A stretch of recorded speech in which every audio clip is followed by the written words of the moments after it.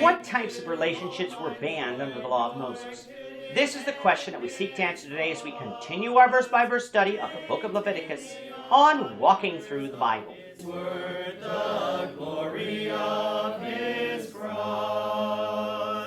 If you have a Bible with you, turn to Leviticus 18. We're going to be reading from verses 1 to 18. If you don't have a Bible, don't worry. Just follow along with us on the screen. The version that we'll be reading from is the New King James Version. So, Leviticus 18, beginning at verse 1. Then the Lord spoke to Moses, saying, Speak to the children of Israel and say to them, I am the Lord your God. According to the doings of the land of Egypt, where you dwelt, you shall not do. And according to the doings of the land of Canaan, where I am bringing you, you shall not do. Nor shall you walk in their ordinances. You shall observe my judgments and keep my ordinances to walk in them. I am the Lord your God.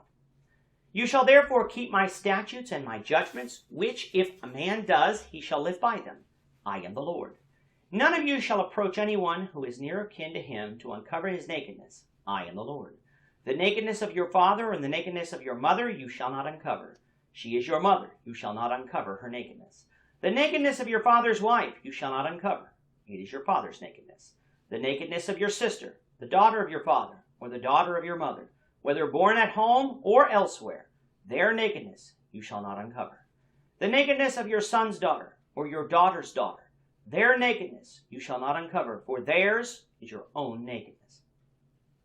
The nakedness of your father's wife's daughter, begotten by your father, she is your sister, you shall not uncover her nakedness. You shall not uncover the nakedness of your father's sister, she is near of kin to your father.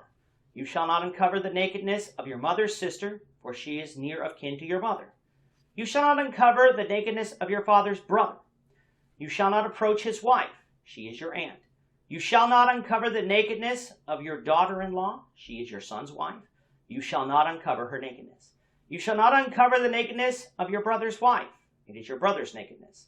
You shall not uncover the nakedness of a woman and her daughter, nor shall you take her son's daughter or her daughter's daughter to uncover her nakedness. They are near of kin to her. It is wickedness. Nor shall you take a woman as a rival to her sister to uncover her nakedness while the other is alive. In our last chapter, God was correcting things that Israel had done in Egypt and participated in themselves. He corrected their propensity to serve idols by having them kill the animals that would usually be sacrificed to idols, that being oxen, sheep, and goats, before the tabernacle of meeting, and then offer those animals as peace offerings, which would allow them then to eat some of the meat. This ordinance would only apply while the children of Israel were in the wilderness, but the ordinance about idol worship was not relaxed. Israel was to worship God alone. God also corrected Israel for the third time in this book as it concerned the eating of blood.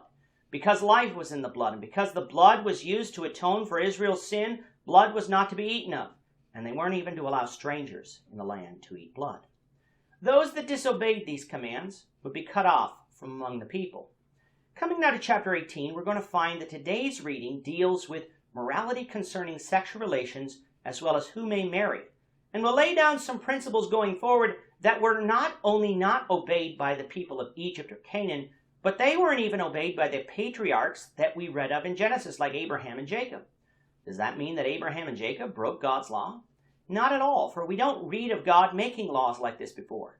Had Abraham and Jacob done this wickedness, as described in chapter 18, it would have certainly been mentioned like it was when Reuben slept with Bilhah, one of Jacob's concubines, something that would be banned here in chapter 18 as well.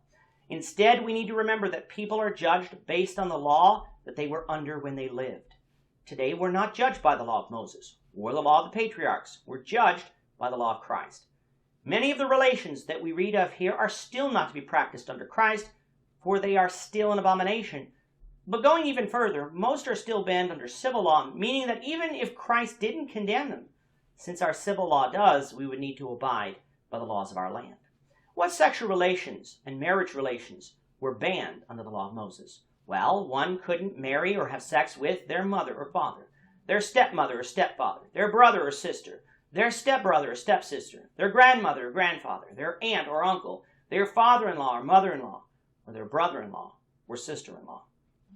They also couldn't have sex with or marry a woman and her daughter or grandchildren, nor could marry two sisters at the same time so that rivals weren't created. Abraham and Sarah were half-brother and sister, and so under the law of Moses would not be able to be married. Jacob married two sisters, and so under the law of Moses would not have been able to marry both. He would have been stuck with Leah, even though he was tricked by Laban and loved Rachel. The reason for this restriction was not so much an abomination due to genetics, but in order to prevent rivalries and jealousy like we do see in the family life of Jacob. Bringing it forward to the New Testament, the marriage of your sister-in-law was the reason that John the Baptist condemned the marriage of Herod to Herodias.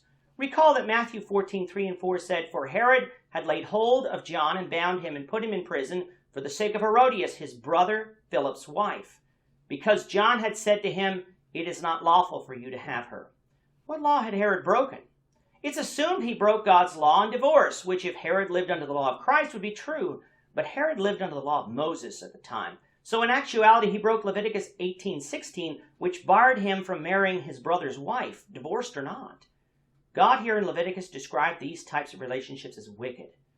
Now, from our modern standpoint, we might point to genetics as God's reason for these restrictions, but not all of them would produce genetically compromised offspring, like marrying your brother's wife. God's only reason is that he considered such relationships as wickedness, so that's why it needed to be followed if the Israelite was to be faithful to God under the law. It was not genetics, it was a righteousness versus wickedness issue.